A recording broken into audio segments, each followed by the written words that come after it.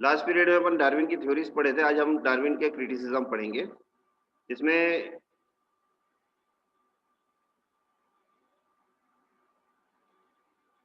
सबसे पहले यहाँ पर देखो कि जब जिस समय डार्विन की थ्योरी आई, तो उस समय पूरे विश्व में हलचल मच गई। ये जो डार्विन जो कर रहा है ये क्या है ना? डार्विन ने जो कहा, क्या हम लोग सारे लोग जो है, क्या वो हम लोग बंदर की संतानें हैं, बंदर से हम लोग पैदा हुए हैं। अब उस समय की स्थिति देखो, उस समय जो स्थिति थी वो ये थी कि उस समय जो चर्च और जो वो वो थे धार्मिक जो विश्वास थे वो ज़्यादा वहाँ पर लोग मान्य थे। लोग बहुत मानते थे इन चीज़ों को।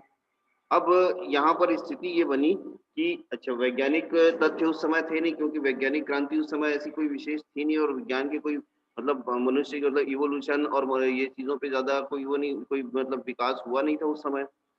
तो लोगों ने बड़ा आश्चर्य हुआ कि ऐसा कैसे हो सकता है कि हम लोग बंदर की औलाद हैं, क्योंकि बाइबिल में, कुरान में और दूसरे धर्म ग्रंथों में ये दिया हुआ है कि पृथ्वी के जो विकास हुआ 6 दिनों में हुआ, और 6वें दिन मनुष्य सीधे बनाया गया, अवतरित हुआ मनुष्य सीधे, है ना? आदम और ईव की जो कहानी है, वो सब तुम लोगों ने सुना होगा।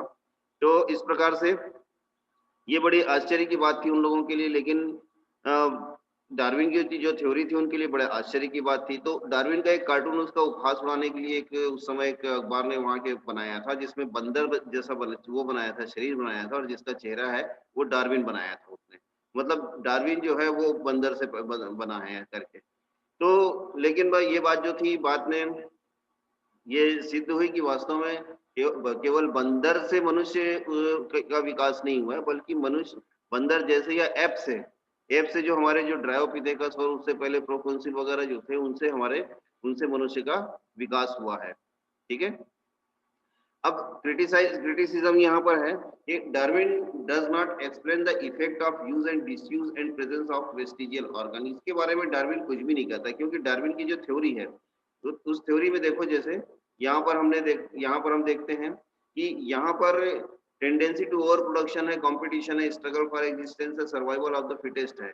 यहाँ कहीं भी जो लेमार्क ने कहा था कि जो जो अंगों का अधिक उपयोग करोगे तो वो अंग अधिक विकसित होते हैं, जिन अंगों का उपयोग कम करोगे तो वो अंग वेस्टिजियल हो जाते हैं। तो ये इसके बारे में जो है डार्विन कुछ भी नहीं कह पाया।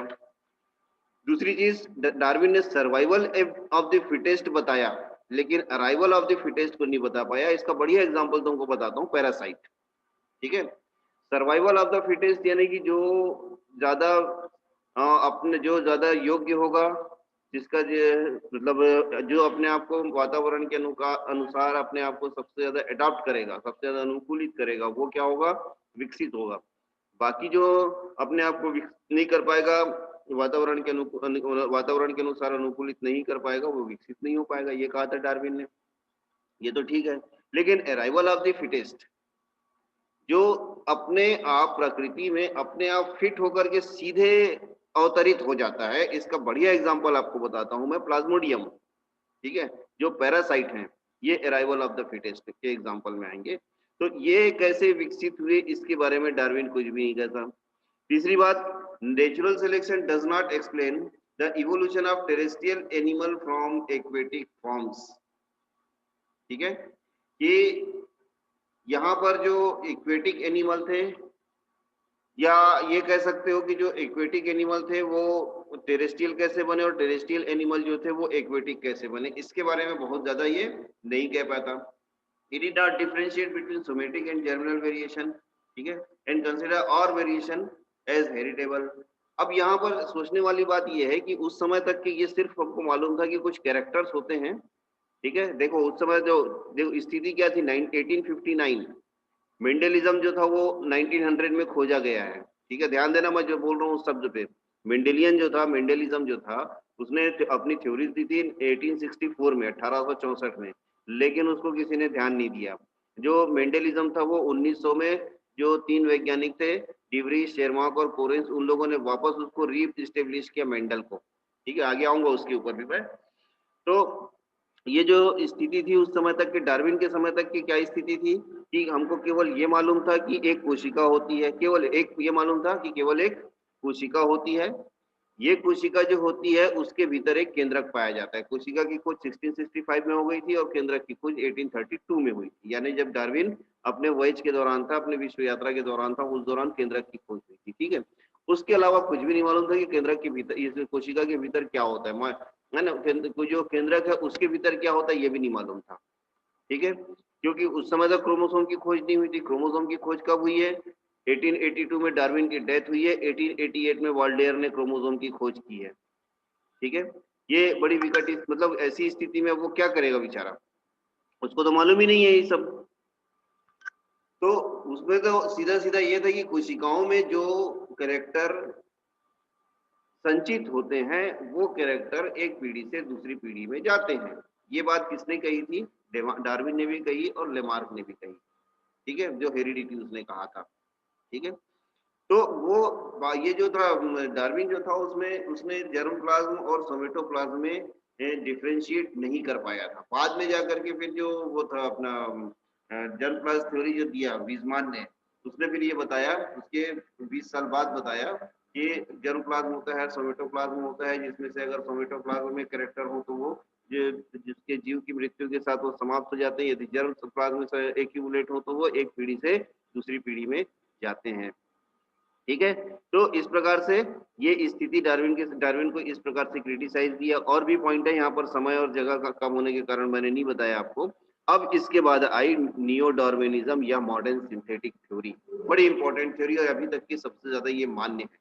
ठीक है, जे हक्सले, ये टीएच हक्सले जो था उसका ये भतीजा था, जे हक्सले, जूलियन हक्सले। इसने एक पुस्तक लिखा इवोल्यूशन द मॉडर्न सिंथेसिस। ठीक है, ये पुस्तक जो थी बहुत इंपॉर्टेंट थ्योरी थी, ये बहुत इंपॉर्टेंट बुक थी, 1942 में लिखा।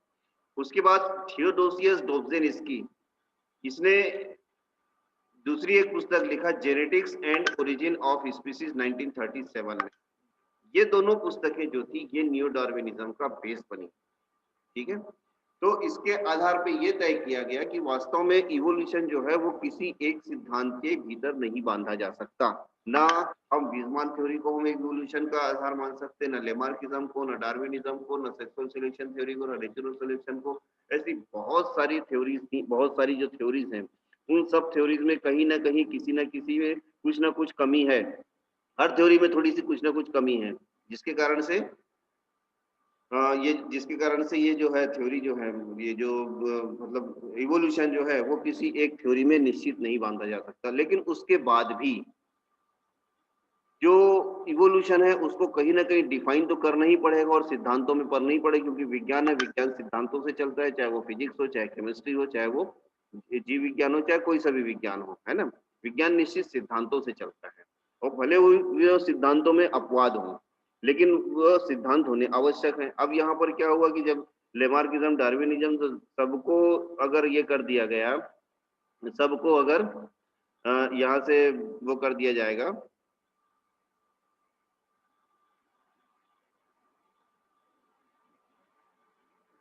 अगर डिस्कार्ड कर दिया जाएगा तो क्या होगा कि कोई थ्योरी बचेगी ही नहीं। फिर इवोल्यूशन को आप डिस्क्राइब कैसे करोगे? ठीक है ना। तो यहाँ पर फिर नियो डार्विनिज्म के नाम से फिर एक मॉडर्न सिंथेटिक थ्योरी, जय विकास का आधुनिक संश्लिष्टवाद, ये विकसित किया गया।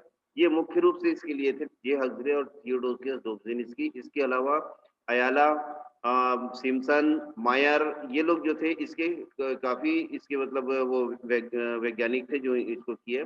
और इसका जो आधार बना वो आधार बना मेंडल। मैं आगे आपको बताऊंगा कि कैसे ये लेमार्किज्म से लेकर के वर्तमान में ह्यूमन जीनोम प्रोजेक्ट तक की ये चीजें कैसे विकसित हुई।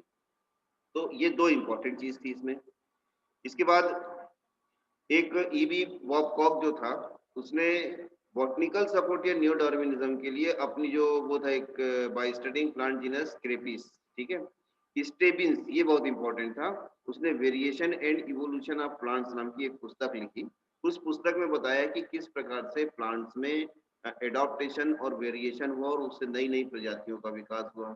उसके बाद रेंज 1947 और 1960 इसने जो वो था माइक्रो इवोल्यूशन और मैक्रो इवोल्यूशन कैसे होता है उसका उसने एक निश्चित प्रमाण दिया।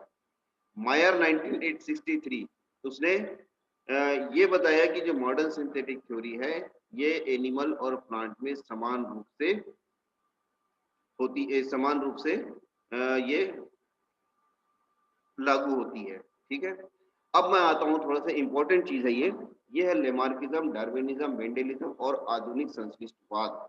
उसके ऊपर आप देखिए कि जहां तक कि अभी तक हम पढ़ते हैं कि जो लेमार्क और डार्विन के बीच में क्या अंतर है, ये अपन जनरली पढ़ते हैं, है ना। तो उसमें क्या लिखते हैं, ध्यान से सुनिएगा और आप अपने कॉपी और पेन लेकर के बैठिए, नोट करते जाइए। ठीक है, डार्विन और लेमार्क, हम ये बोलते हैं कि डार्विन ने जो लेमार्क ने सिद्धांत दिया यूज एंड डिसयूज का, डार्विन ने नहीं दिया। डार्विन लेमार्क ने इनहेरिटेंस ऑफ एक्वायर्ड कैरेक्टर बताया, डार्विन ने नेचुरल सिलेक्शन बताया, है ना। ये सब चीजें अपन पढ़ते, इफेक्ट ऑफ एनवायरनमेंट लेमार्क ने बताया, डार्विन ने नहीं बताया। ठीक है, तो ये हम दोनों का अंतर विरोध को हम पढ़ते हैं।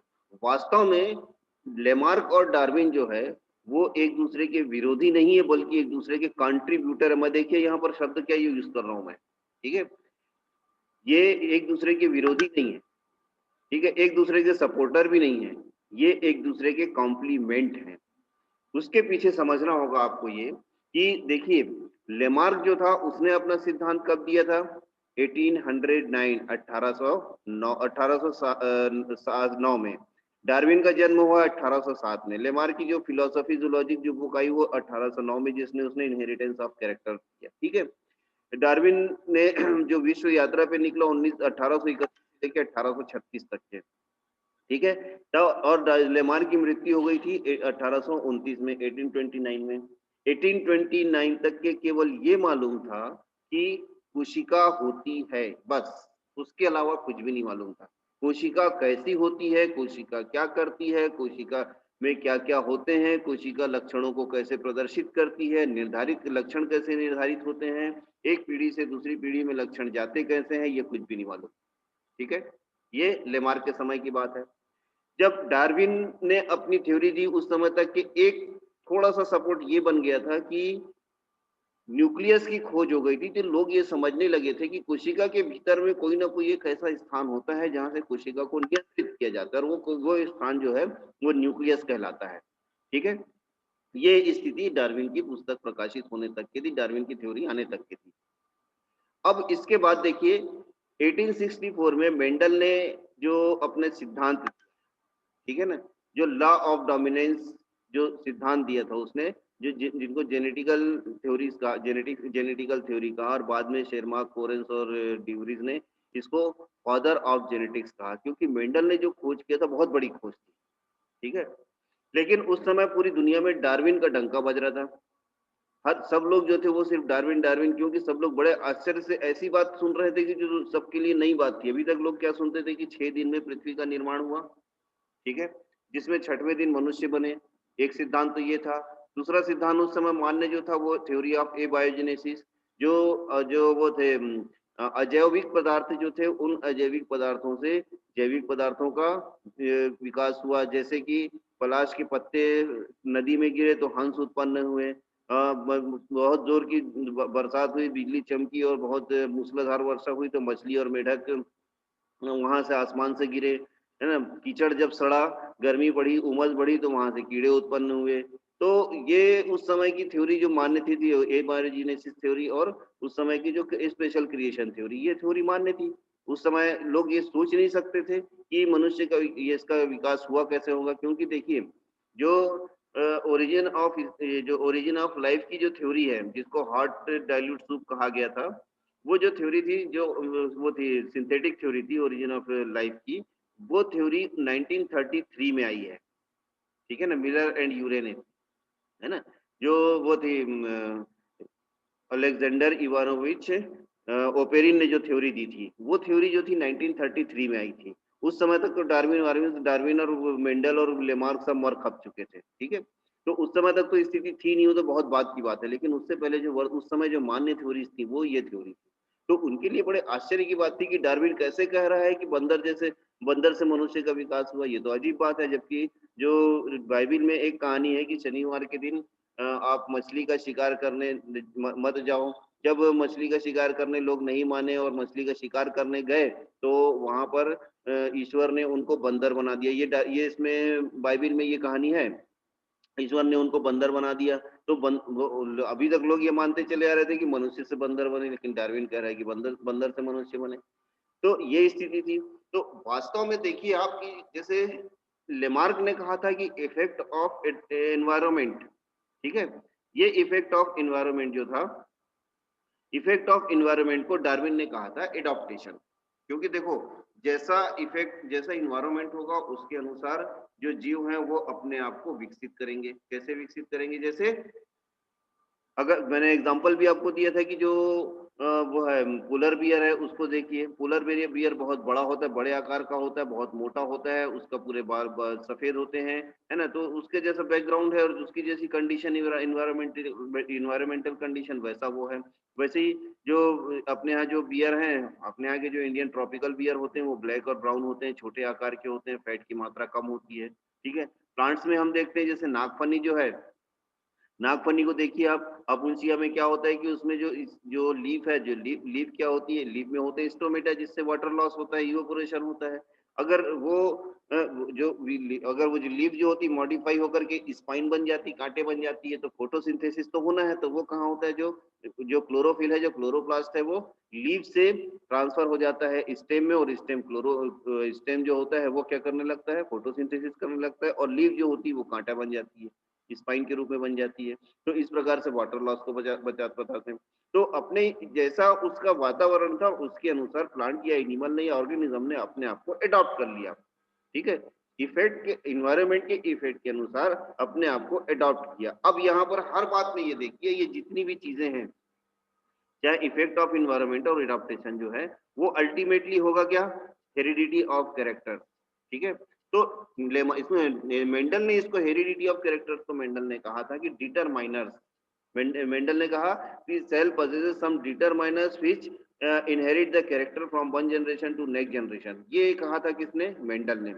दूसरी चीज, अब यहाँ पर use and disuse of organ, बड़ी यहाँ पर लोगों ने ये कहा कि जो डार्विन जो था उसने use and disuse of organ को और वेस्टिजियल ऑर्गन को, जैसा भी हमने पढ़ा, उसको एक्सप्लेन नहीं कर पाया। लेकिन वास्तव में डार्विन ने किया क्या? Survival of the fittest. अगर कोई ऑर्गन यूज हो रहा है तो वो लगातार यूज हो रहा है, तो वो अपने आप को मॉडिफाई करेगा और वातावरण के अनुसार अडॉप्ट होकर के वो जो सर्वाइव, जो योग्य होगा उसके हिसाब से अपने आप को सर्वाइव कर लेगा, वो अपने आप को ढाल लेगा।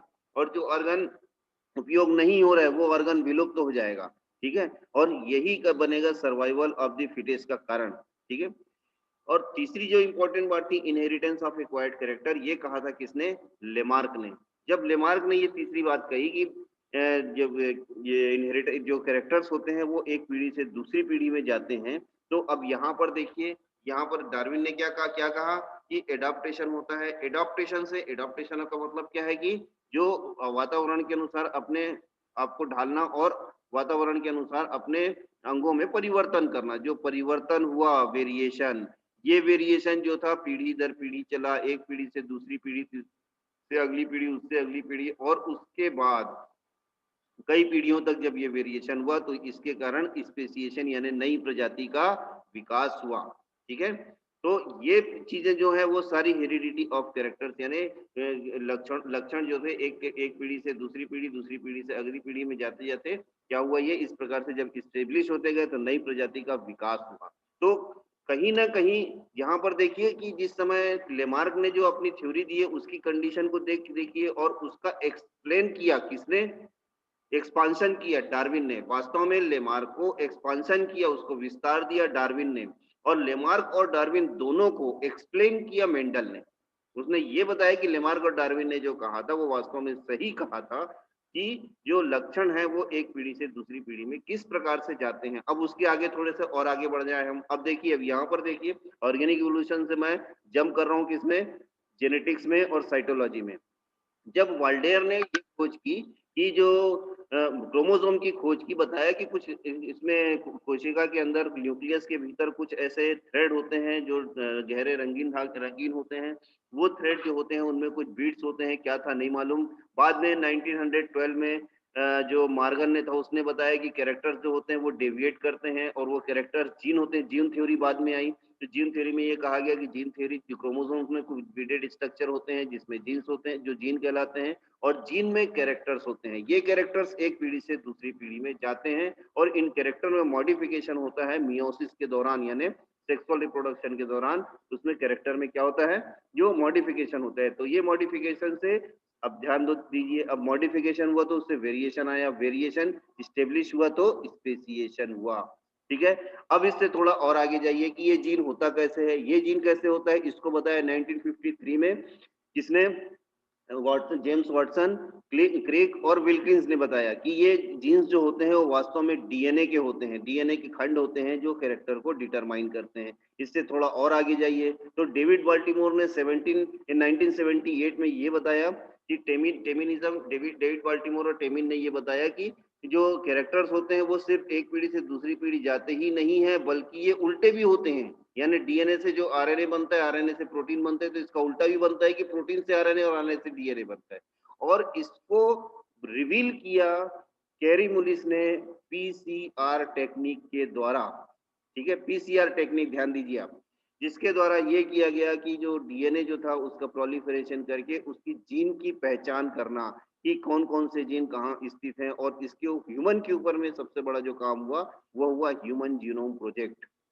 ठीक है, जिसमें मनुष्य के जितने भी जीन थे उनको आइडेंटिफाई करने की कोशिश की गई और एक संख्या निर्धारित की गई, लगभग जो 25,000 से 30,000 जीन मनुष्य के एक सेट में होते हैं। ध्यान दीजिए, मैं सेट बोल रहा हूँ, वन सेट में, हेप्लॉइड सेट ना, पहले ही क्लास में मैंने आपको बताया था इसको कि जीनोम क्या होता है, कि एक जीनोम में 25 से 30,000 जीन पाए जाते हैं मनुष्य में।